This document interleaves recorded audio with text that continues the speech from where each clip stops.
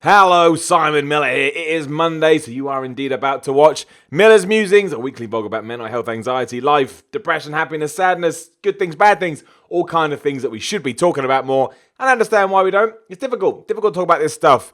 Some people get it, some people don't get it. I'm passionate about it, so I like to talk about it, and that is what I'm doing right now. Interesting subject today, brought on by mostly things I saw on Twitter. Of all things. Very strange. Not going to get into specifics. That's not fair. I'm not trying here to call anybody out or anything. There's no negativity here. It's all positivity.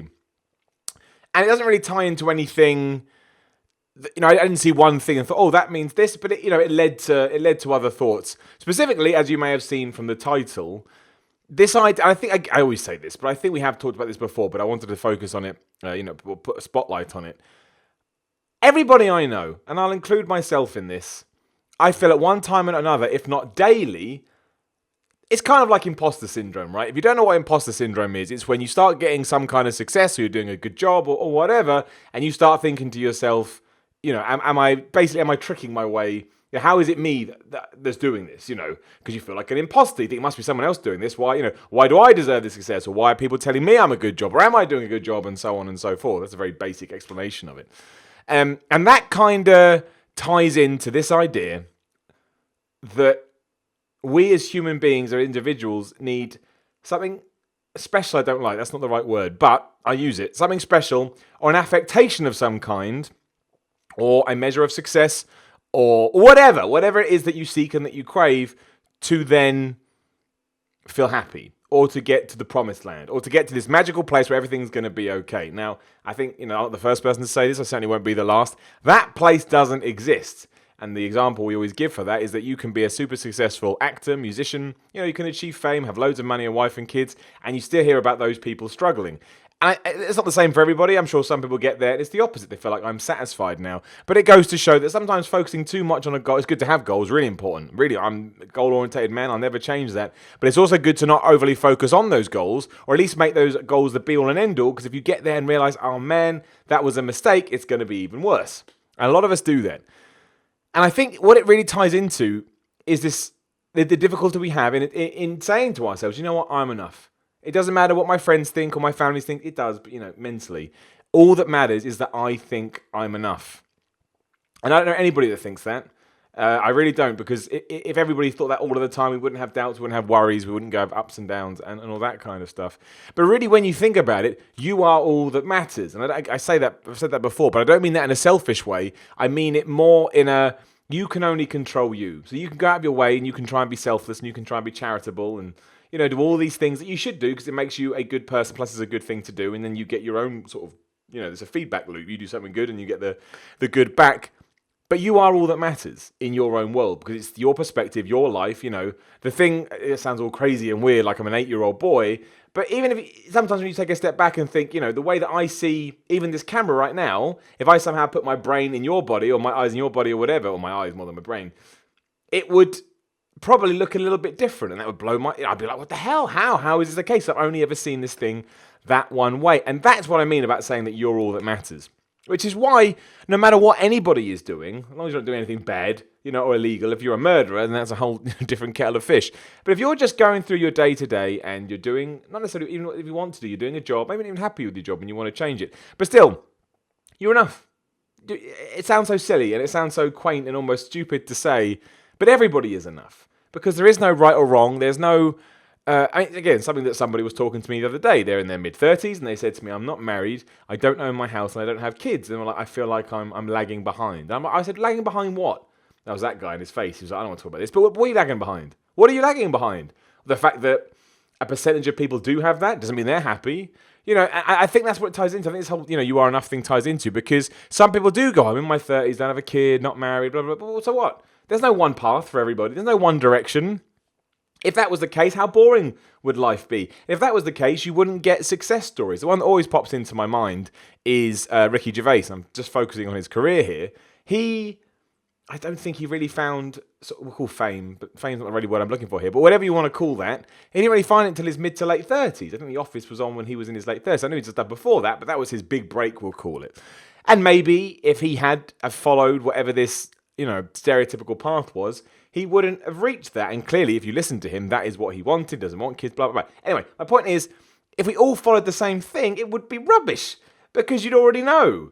The half the fun is in the journey. That's also the terrifying part, and that's when you get this difficult balance that you've got to try and, not get in your head too much. But yeah, I think that's something, that I hear a lot. Or maybe, I think a big one, especially if you're a bit younger, is I should be earning more money. Look, it's great to earn more money. Money doesn't take away problems, but it does cross one out. I think that's why having money is important. Because if you worry about money, that adds to your stress, it adds to your mental health, it adds to your negativity. If that's gone, you don't have to worry about it anymore. But then you probably worry about other things. What do I do with all this money? It all depends on your mindset.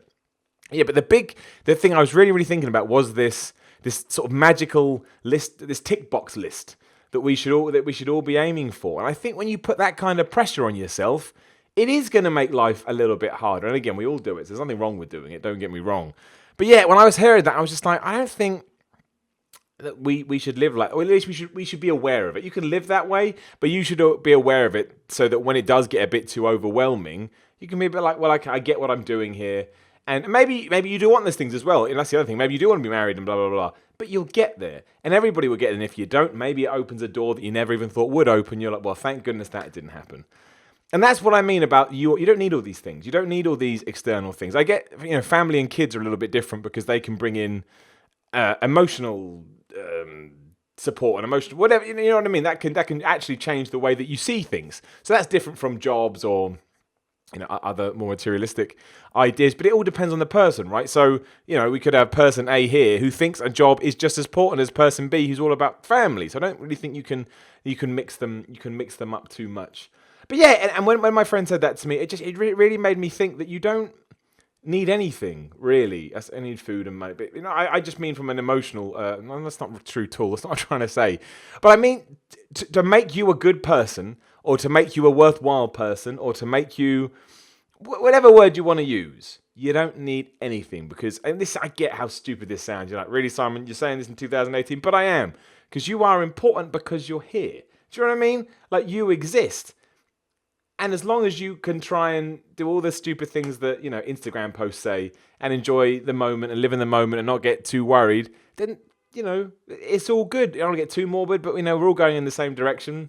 Doesn't matter, what we do, if you're famous, not famous, rich, not rich, 8 kids, 2 kids, 7.5 kids, we all head in the same direction. And that's why, yeah, even if you aren't just a guy who works in, I don't know, an office, I'm trying to stereotypical things that sometimes people think, oh, I need more. And again, it's always good to want more, but you don't need more in order to feel worthwhile. That's what I'm trying to get at. It didn't come out as smoothly as I'd like, but these are vlogs. They're not supposed to. It's supposed to come out as my brain whirs around in my head and I try and figure out where I'm going with all of this. And again, I'm not saying that you shouldn't have passions or you shouldn't have goals, because you could. That makes life more exciting. It makes more fun. I, maybe in a hypocritical sense, probably couldn't exist or operate without those things. That's kind of my base for a lot of it, which is why I'm struggling at the moment a little bit. I've still got my injured shoulder and I can't go to the gym, I can't wrestle, I can't do all these things for this mini plan I had in place. Maybe it ties into that too, but I do remember thinking to myself, okay, well, I will get back, because I know I will. I know what my mental mindset's like and I know what I want to achieve and what I want to do. But right now, this is what matters. Today. And today the world is saying, Simon, well, you can't train and you can't wrestle because I need to heal up. Does that make me less of a person? I don't think so. Does it make me more of a person when I am wrestling, going to the gym? I don't think so. They're just things that I do.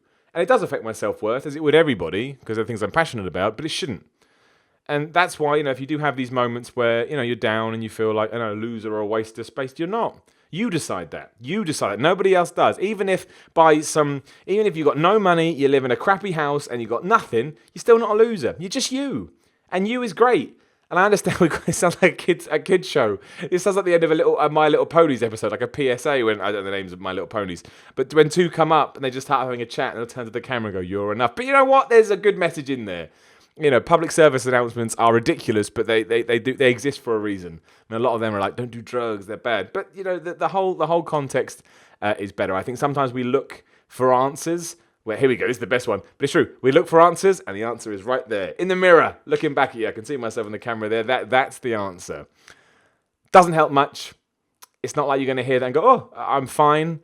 But I would like to think, no matter how many people watch these videos, that's a message to take away from next time you're not feeling yourself. That's cool.